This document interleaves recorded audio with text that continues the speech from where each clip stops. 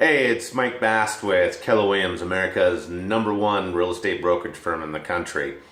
Hope you had a great Labor Day weekend. Sorry I missed last week's video. I went camping on Thursday, so I didn't get a chance to get that out through the emails. As far as the market update is concerned this week, we had 413 houses sell and only 376 houses come onto the market. So the market is screaming for inventory. It's still a strong seller's market. On top of that, we had 445 houses go under contract and only 19 NEDs were filed in the last week. FHA and VA are holding steady at 4.5%. Conventional 30s are at 4.8. A conventional 15 is at 4.25. And if you are a first-time home buyer, or you happen to know somebody that is becoming a first-time home buyer, don't forget about Chaffa and Turnkey for down payment assistance. On the last video, we talked about assessment values changing for the 2019-2020 season. And then I actually got a question from somebody about how we actually figure a tax rate. And I have to admit, I'm just as guilty.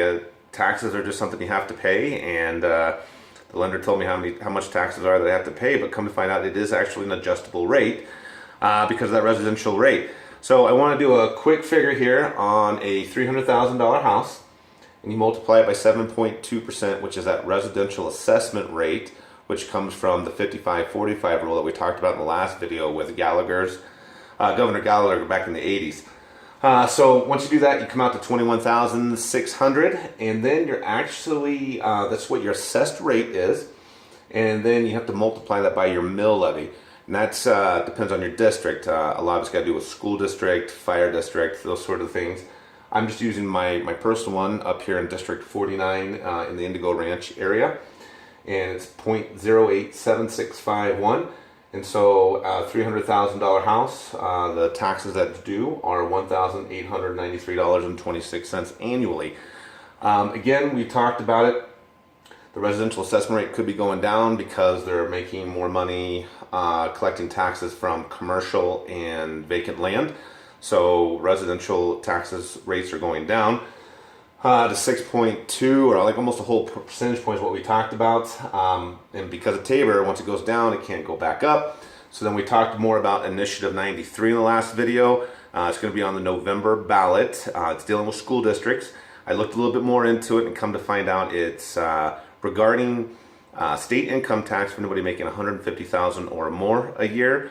The reason why it affects real estate is because in the wording for Initiative 93, it's actually talking about reducing the residential assessment rate down to 7.0, so losing 0.2% on that. Not to mention, you know, who doesn't have a soft spot for the school districts, right? We want good education because it's good for the kids, and it's good for home sales because everybody wants to make sure that their house is in a good school district. So, hope this information was helpful. If you have any questions, feel free to reach out to me, 229-1481, or you can email me at mikebast@mikebast.com. Thanks again for watching. And if you happen to know somebody looking to buy a house or sell a house, let them know you've got an agent that can help. Thanks for watching. Have a great week.